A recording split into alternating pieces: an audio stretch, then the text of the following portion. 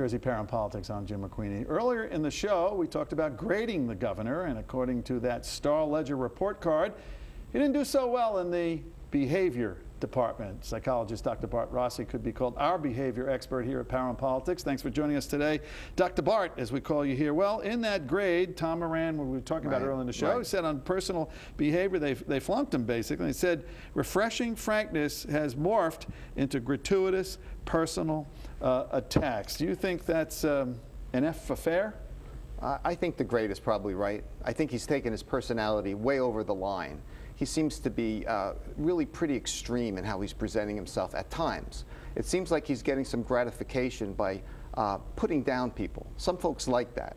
Others really don't. And in that sense, he might be polarizing folks. But when he says about Sheila Oliver that she's a liar, I mean, that's pretty far out. I mean, I don't think she made a career out of being a liar. Or when he said that he solved a $29 billion budget with a $12 billion deficit, and he fixed it, and he said that on national TV, I mean, that's a little grandiose. It smacks of narcissism, as psychologists say. You know, he really kind of likes that. Well, wait a minute, Dr. Bart here. Narcissism in politics? Come on. Well, it's everywhere. It's everywhere. You know, another guy who was sort of like in this way that you're accusing Chris Christie of being here, and the Ledger did here. You know, Ed Koch was a lot like this. And a lot of people thought Ed Koch was a bully, if you remember back when he was mayor in New York. Yeah. And he said his mind, and he made people, you know, come to heel on a lot of things like this. And it was tough to rule the city council in New York, and he had to take that position. I mean, really, is there that much of a difference, let's say, from an Ed Koch trying to get control over a riotous city council in bad times? You remember that was sort of bad times at the time. Wasn't quite the beam times. But, you know, you're looking at somebody, they use this personality for political purpose to sort of bring discipline to what they want out of their politics here. Honestly, what's wrong with that? I see a big difference. Ed Koch could make fun of himself. He could poke some fun at himself, and he had a way of saying to everybody, how am I doing? I don't think Christie wants to know how he's doing. He just wants to tell everybody what he thinks, and he's right. And he's almost always right in terms of his thought process. And he gets some pluses for that. He wins from his base. And I think he's playing into that aura or charisma that is established when you become a very powerful person. And every day he becomes more powerful with the you know, YouTube and everything else that's going on around him. And I think he's buying into that. Yeah, but what about this past week? We saw that he made a compromise with the Democratic leaders of the legislature here in the Assembly and the Senate on the toolkit, on arbitration here, the toolkit to cut taxes on here.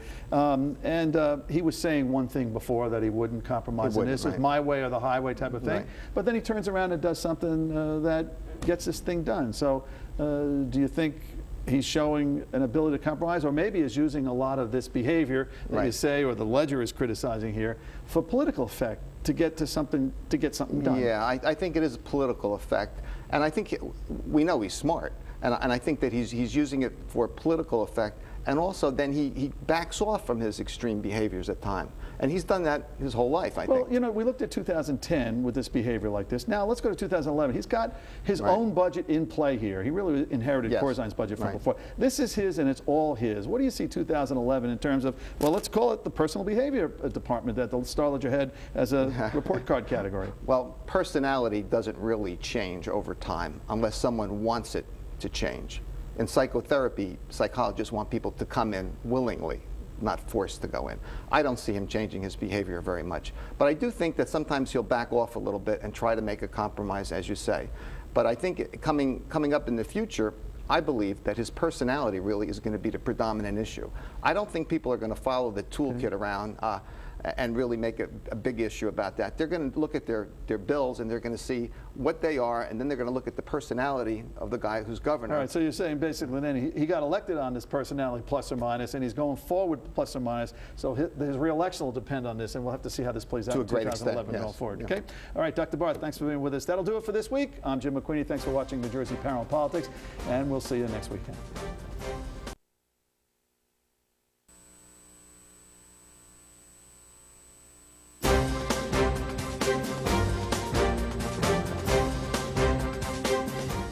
Welcome back to New Jersey Parent Politics. I'm Jim McQueenie. As we talked earlier, the governor's been, well, taking a bit of a dip in the polls as he gets deeper into his term. Dr. Bart Rossi is a frequent guest on our show, offering his political psychology into things like this. And you said on prior appearances that being a bully can work for you, a political bully, and until it doesn't work for you. Right. When you see the difference between initial success, which you've talked about on our show before among politicians and people, versus lasting success. Let's talk about the governor before we talk deeper about other polls in the president. But about the governor here, you start to see a little leveling off of his numbers as he gets in. What's happening here when you, either the psychology of the public or the psychology of him? Right. Well, I think the governor has certain traits and characteristics that are very good for initial success. People are having a tough time in New Jersey, across the country, obviously. But he comes across as a tough-minded guy, a thoughtful person who wants to do things. He's very dramatic, perhaps over the top at times, perhaps a bully, maybe confrontational for sure. But this type of an approach makes people think, wakes them up, and people who are angry certainly can relate to that type of a character, okay? But in terms of where people are angry right now. They're angry. People are frustrated. They're out of work. Their property taxes are not just an issue, it's an emotional issue for most everyone. So now we have a governor who comes across really tough-minded and, again, confrontational. This is very good for piquing everyone's interest, and for him, it gets everybody's attention. But this type of personality comes with a lot of risks. These types of individuals must be successful. He campaigned on property taxes. He didn't even say why or how, but he campaigned on one issue, an emotional one, okay. But he needs success because he's a little different than some other folks who we know have been successful over time. In particular, in New Jersey, I like to always talk about Tom Kean Sr., because everyone seems to like him, whether they're Democrat, they're moderate Democrats, moderate Republicans, independents. People always seem to relate to him. He still holds for his re-election in 1985 the highest plurality ever achieved in being re-elected in New Jersey. Well, how did he do it? And remember, in his case, he does not have an over-the-top great personality. He's not an Obama or a Clinton or a Reagan by any standard. He's not. So how does he do it? Well, he does it by having certain traits and characteristics, again, that really work for him. He's consistent. He's a great listener. He's also a great communicator. He uses less words and he tries to communicate to the people, and people respond to that. They know that he means what he says, okay? But you know, you look at Governor Christie, you cannot say he doesn't communicate with people. He does. He does. He does. You know, so how is that different than, say, Tom Kean's success at communicating? Well, the difference, I think, comes into that fine area of being a bully, confrontational, abrasive, egotistical, some would say narcissistic. I mean, gee, you've just described 90% of politicians. perhaps.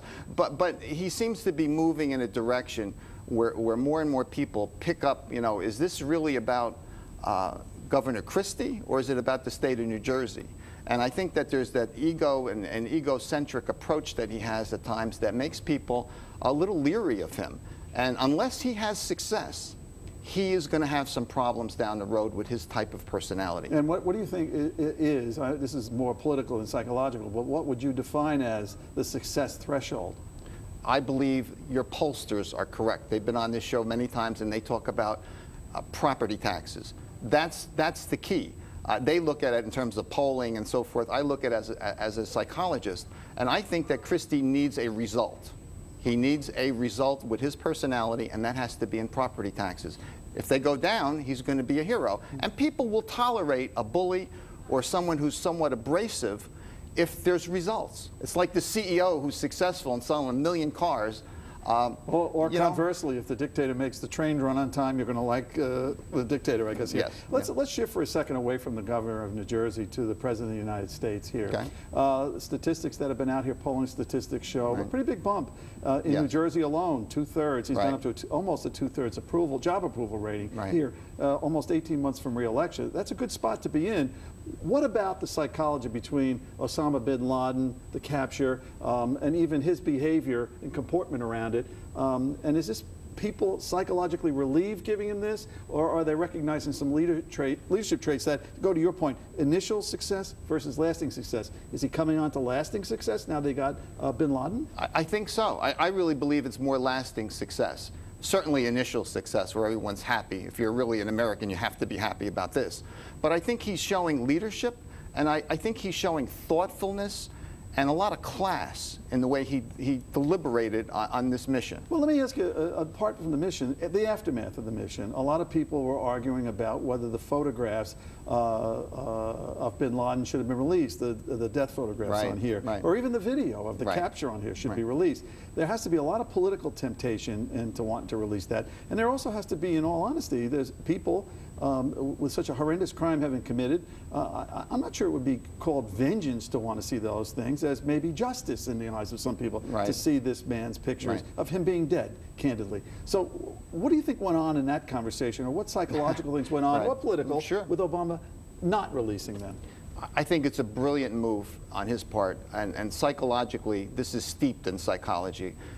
If the pictures come out, it's going to enrage certain factions, no question about it. And what happens if there's a dead American that then is on the internet with the body and so forth? That's very bad for us. It looks bad. So why be antagonistic? Why do that?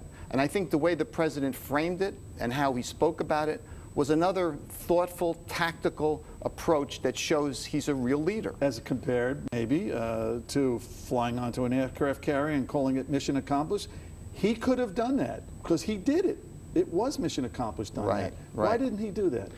I think he tried to understate it, still make it, obviously, international news at the top level, but he tried to play it in a way where it projects himself as a person with great communication skills and the ability to lead and be thoughtful.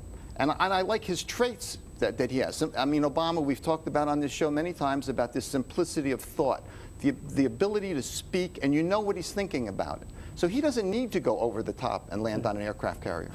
Very good. Dr. Bart Rossi with us, with your psychological profile of politicians. A dangerous craft, by the way. Thank you. Thank you. Very good. All right, so straight ahead, we're going to wrap up the show. Stay with us. New Jersey Power and Politics continues right after this.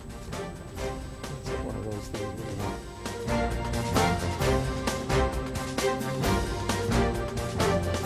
Hey, Elizabeth. Stay tuned. Your news continues right here on News 12 New Jersey.